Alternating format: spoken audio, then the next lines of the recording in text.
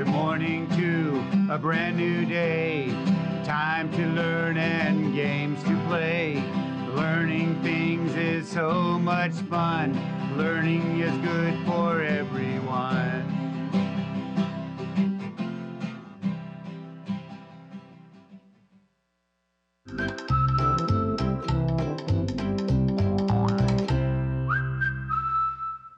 Hello, early learners. Welcome back to the art room. It's me, Mrs. Readwright. Remember what we've been doing in the art room? We've been looking at art, we've been talking about art, we've been creating art, and learning about famous artists. This week we have been talking about Paul Cézanne. And yesterday we learned about space when creating our bowl and still life. We're going to look at our print today. We're going to add to the one we started yesterday, and we are going to sing our good morning song. Let me turn my body. Our last one is the rooster. Sing along with me because I know you know this song now. When horses get up in the morning, they always say good day. When horses get up in the morning, they always say good day. This is what they say. This is what they say. When turkeys get up in the morning, they always say good day. When turkeys get up in the morning, they always say good day. Gobble, gobble, gobble, gobble, gobble, gobble. This is what they say. Gobble, gobble, gobble, gobble, gobble, gobble. This is what they say. When goats get up in the morning, they always say good day. When goats get up in the morning, they always say good day. This is what they say. This is what they say. When donkeys get up in the morning, they always say good day. When donkeys get up in the morning, they always say good day. Hee-haw, hee-haw, hee-haw. This is what they say. Hee-haw, hee-haw, hee-haw. This is what they say.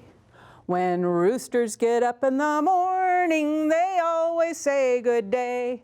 When roosters get up in the morning, they always say good day.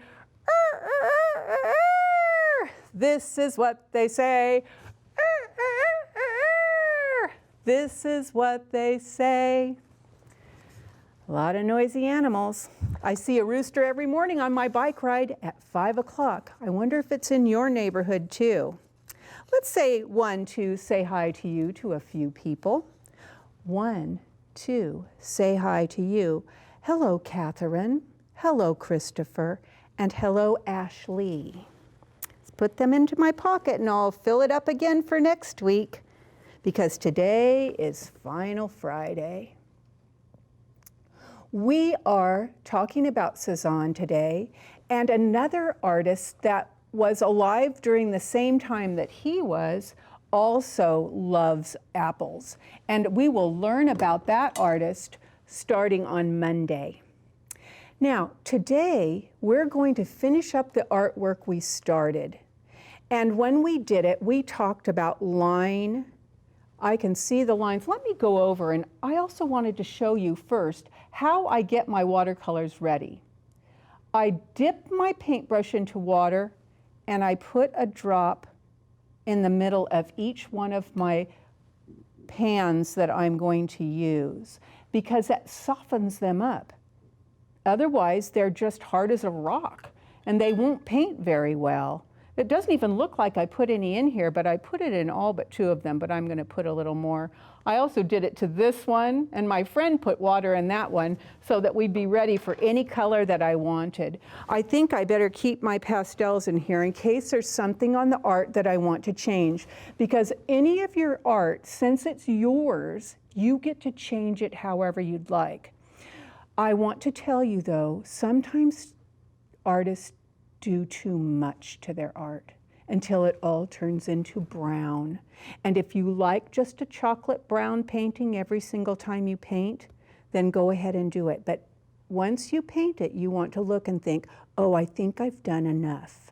So I have to say it to myself when I'm painting. Is this enough? Yes, it is. Or, no, it needs a little more. You saw when I did it yesterday. And I looked and I said, do I need something a little more here? Maybe I do. So let me stand up. I'm going to take my paints with me. And in my pocket are my pastels. I'll take this white one that I accidentally dropped on the floor last time. I might need it. All right, come with me. Taking you. Take my big brush. And I have a little brush in here. Oh, I better take my water because I might be needing it. Might have to change my brush color. All right, let me set it here. You see I'm putting it on the carpet. If I was at home, I would be putting it on a tray because I don't want to spill it. I'm going to start by doing my background. When I did all of my colors, warm colors, I think I might have mentioned to you, I want my background to be a cool color. Because if everything's all one color, you won't be able to tell where does the apple start and where does the background begin. So let me start. I'm dipping in my water. I'm loading up my brush with a little water, and I'm going to put some on here already, just to get started. In case I don't load up my brush with enough paint, I can move it over to the water. All right, I think this cool color will be really pretty. Yeah, this is a good choice. Yep. I'm going to blend it over here a little bit more. I feel like I need more water. Maybe I can balance this. Will I, won't I? Will I, won't I? Oh, I can. Dipping in, a little water went on the floor. Traipse it around, channel those drips down. When my drips started going, I caught them with my brush. So like this one started to go in, I said, catch you, and move it to the side. Move some this way. If anyone starts to drip down, because the pastels will stop it if it gets to it. But if I want it to not drip down into it at all, I catch it. Go here. Oh, I got a little too much water, so I'm going to make it here. Catch it. It was dripping down, so I caught it. There.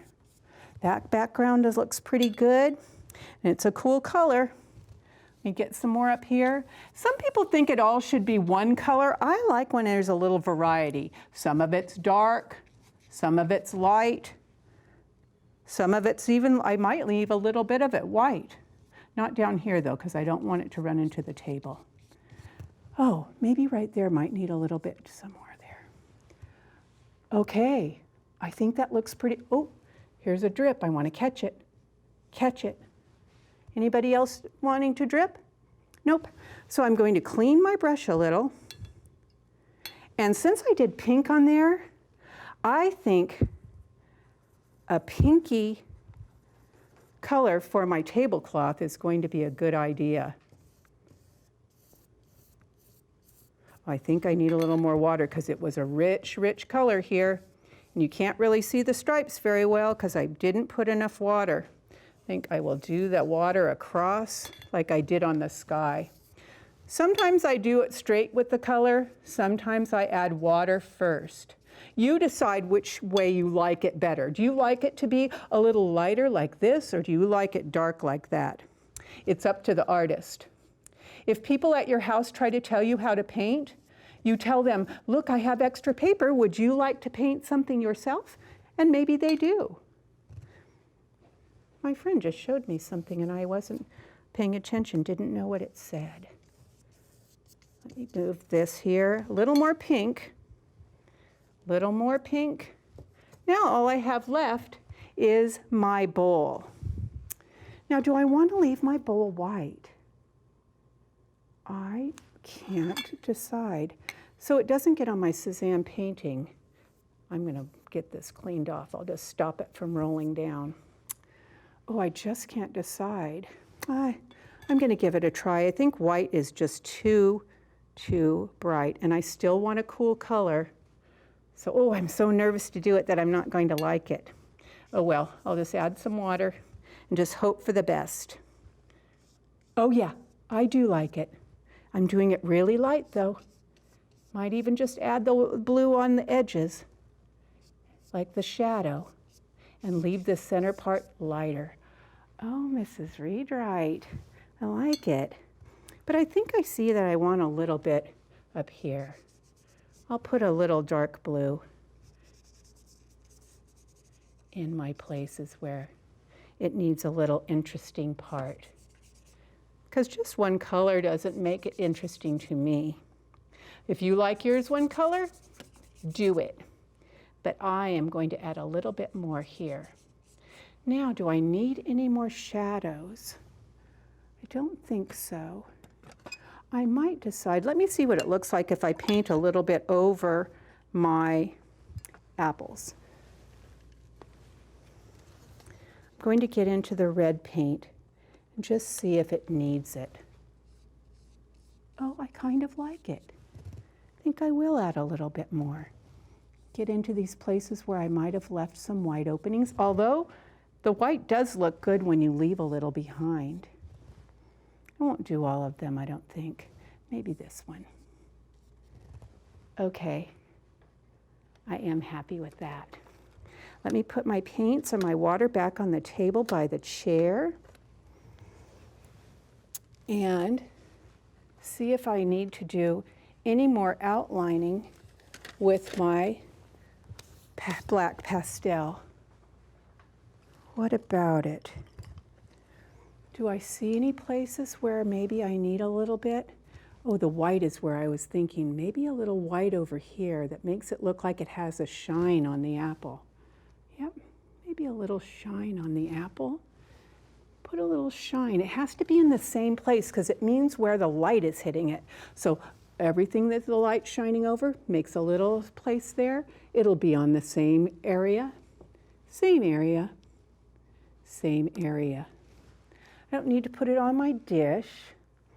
I don't know if I like my table very much, but I can take more time with it tomorrow when I take it home. So if you like what you have, great. Some people say sign it because artists always sign theirs, but I like to do my signature on the back. You decide, and if you put the date, then you'll think, oh, that's how I painted when I was that age, and see what you paint longer down the line. Maybe around January 1st, what kind of painter you will be. Let me sit in my chair to sing the Cezanne song and the goodbye song. Wait, I don't even know if we sang Cezanne already. All right, it doesn't matter if we did or not. We'll just sing it again. He grew up in the south of France. His father said study law, but all Cezanne wanted to do was paint and draw. Now it is time to say goodbye. Now is the time to say goodbye. My, how fast the time did fly. Our day is done, so we must say goodbye, goodbye for today. That's right, we're saying goodbye today because tomorrow is the weekend, and on Monday when we come back, get ready to learn about Matisse. Matisse does his apples from a bird's eye view. He looks straight down on the top of the apples. So, can't wait to see you here on Monday. Goodbye, boys and girls. Goodbye. Good morning to a brand new day. Time to learn and games to play. Learning things is so much fun. Learning is good for everyone.